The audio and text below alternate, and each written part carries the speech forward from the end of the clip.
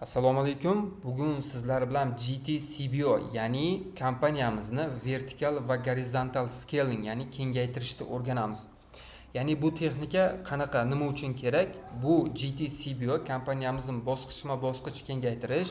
Bu bizga bitta kompaniyani yaratdik, sozladik va u kompaniyamiz ishga tushgandan keyin o'rtacha 48 soat yoki 50 ta hodisa bo'lgancha u kompaniyamiz o'rganish jarayonida bo'ladi. Ya'ni shu o'rganish jarayonida bizada samo soboy lidlar qimmat va sifatsiz tushishi mumkin.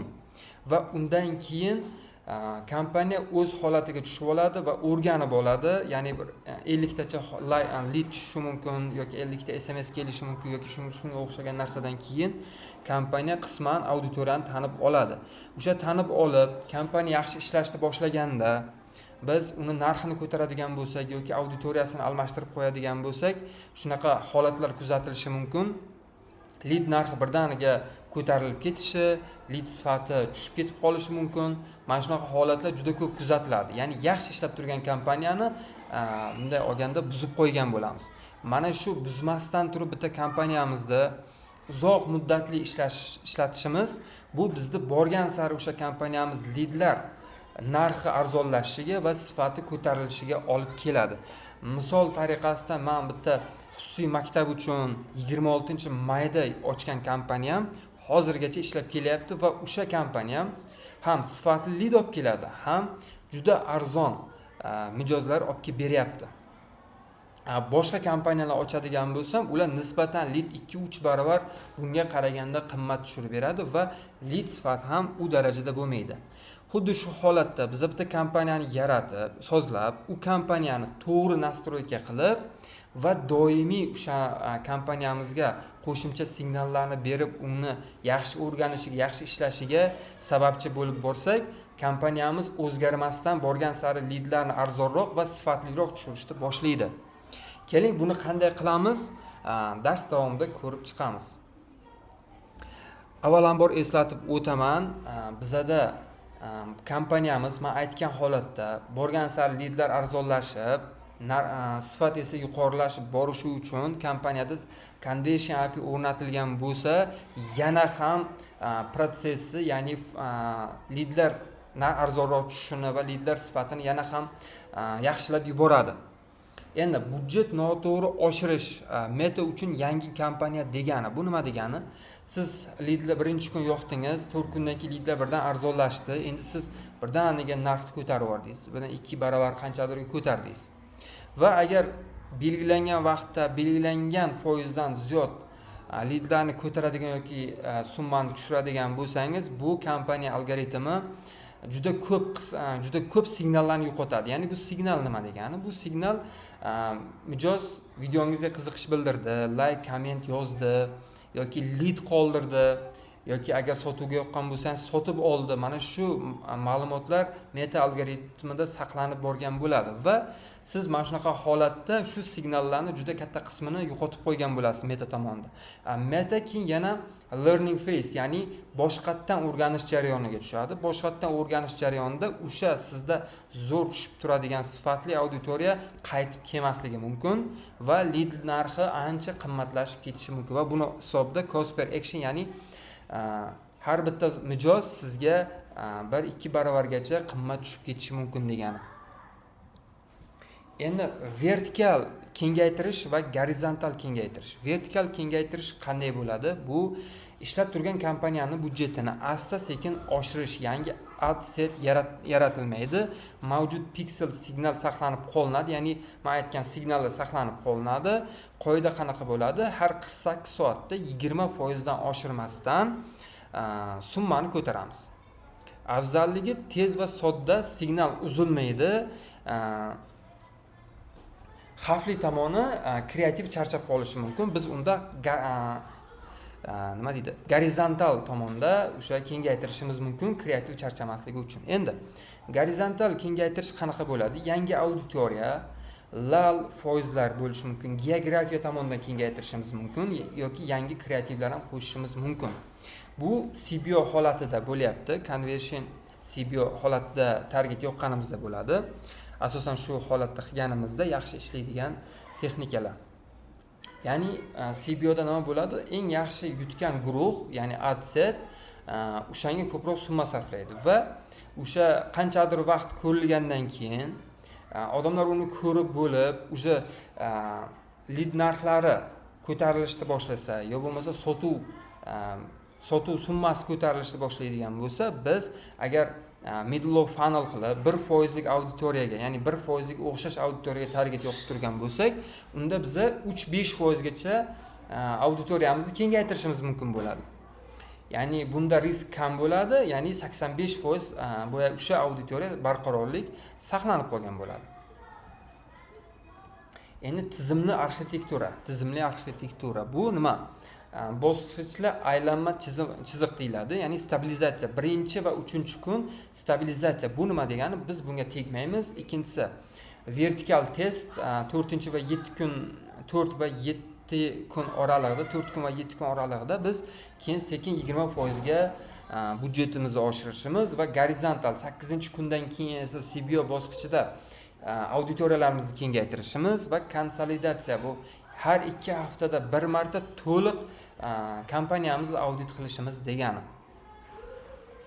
Mana shu strategiya bo'yicha biz ishlaydigan bo'lsak, hech qanaqa kompaniyamiz buzilmasdan yaxshi ishlab boradi va uzoq muddatga xizmat qiladi. Stabilizatsiya nima? Bu hech narsaga tegmang degan. Masalan, CBO holatda target yoqyapsiz, ishlab turibdi. Kompaniya 3 ta yoki CBOda 3 tadan 5 tagacha guruh bosqichini kiritgansiz.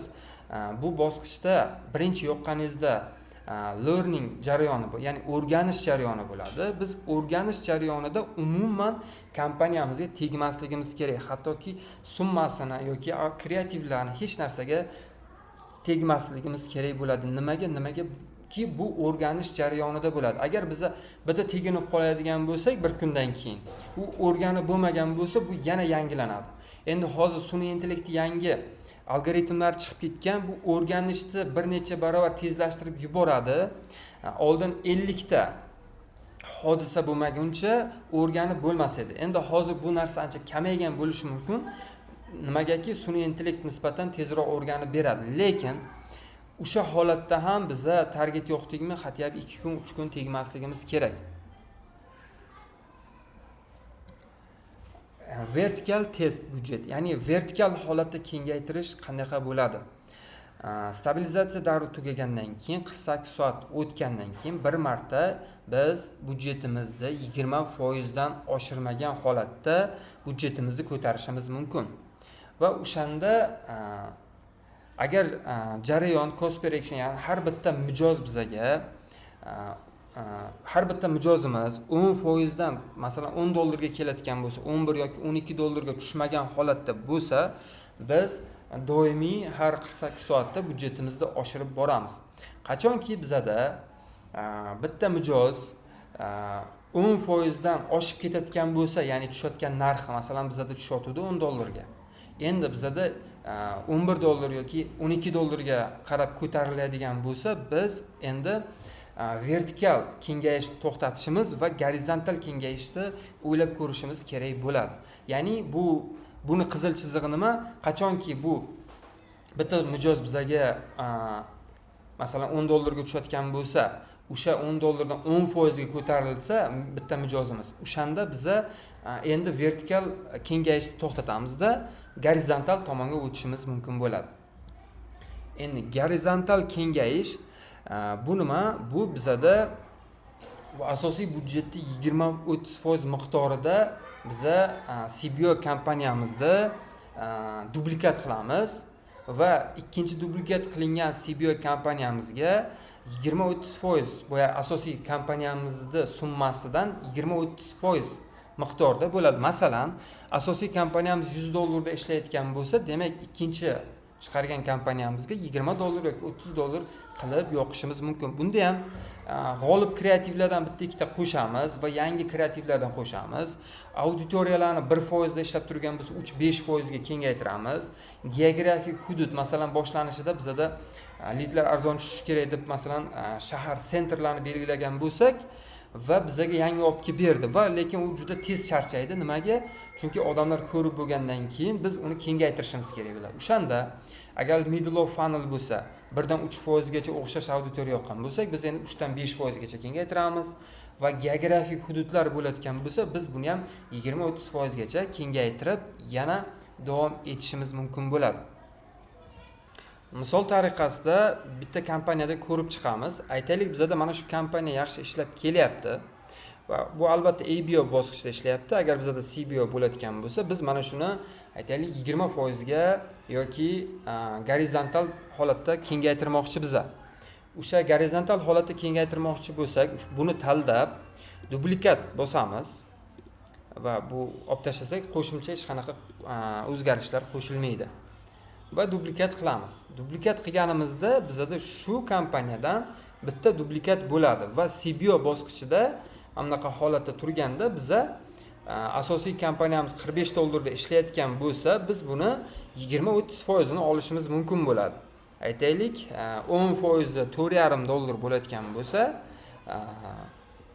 20% demak $9 yoki $10 ga kunlik qilib yoqib ishlashimiz mumkin bo'ladi. Bu gorizontal kengayish va bundan keyin albatta biza e'tibor qaratamiz mana auditoriyalarni va qaysi auditoriyani biza masalan lal auditoriya bo'layotgan bo'lsa, o'shani kengaytirish va gorizontal holatda kengaytirishlarni shu yerdan qilishimiz mumkin bo'ladi. Endi konsolidatsiya nima? Bu har 2 haftada bir marta to'liq audit. Barcha adset natijalari tekshiriladi. Adset bu guruh degani va zaif adsetlar, zaif guruhlar o'chiriladi. G'olib guruhlarda qayta summa taqsimlanadi, g'olib guruhlarda. Shundan so'ng sikl yana bosqichma-bosqich stabilizatsiya boshlanadi. Ya'ni bir ozgina learning jarayoni bo'ladi va tez undan chiqib ketadi. Bizada asosiy signallar katta qismi saqlanib qolgan bo'ladi.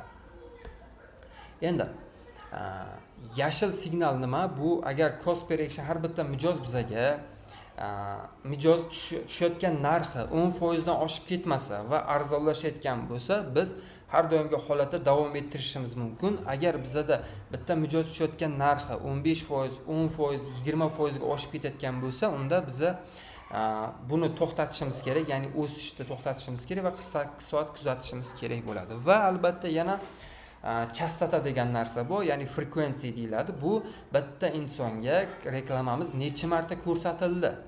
Mana shu narsa agar bizada 3 martadan oshib ketayotgan bo'lsa, unda biza kreativimizni almashtirishimiz kerak bo'ladi. Chunki biza faqat bitta kreativ bilan mijozlarimizda auditoriyani badiga urib qo'yishimiz mumkin bo'ladi.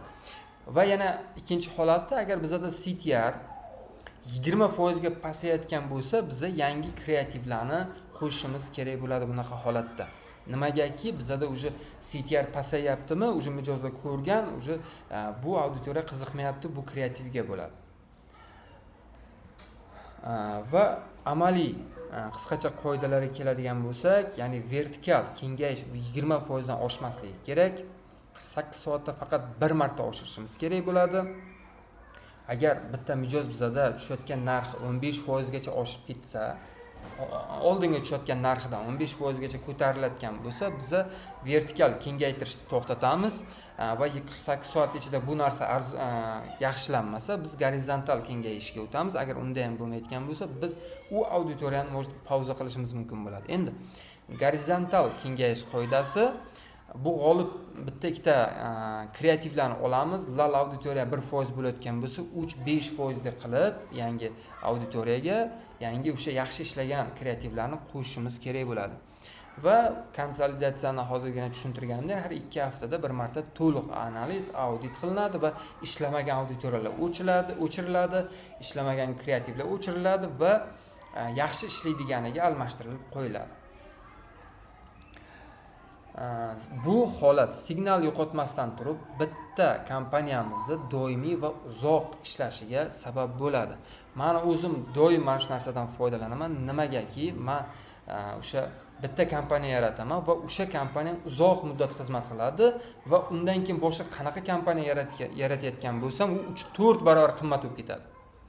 Shuning uchun bitta kompaniya oching va o'sha kompaniyani doimiy tarbiyalab signallarni ko'proq berib boring va o'sha kompaniya algoritmi nima qiladi? Signallarni qancha ko'p o'qiyversa, o'sha auditoriya yana ham tiniqlashtirib boradi, yana ham shaffoflanib boradi. Qaysi auditoriyaga ko'rsatish kerakligini yana ham algoritm tushunib boradi. Qanaqa kreativ qaysi auditoriyaga yaxshi ko'rsatish kerakligini borgan sari tushunib, borgan sari kuchli ishlashni boshlab yaxshilanib boradi. Lekin biz mana shu qoidalarga amal qilmasak, bu buzilishiga va yo'qotishimizga olib keladi va bu albatta juda ko'p summani yo'qotishimiz mumkin bo'ladi. Juda ko'p summaga tushishimiz mumkin bo'ladi. Salomat bo'lingizlar, bugungi darsimiz shu edi.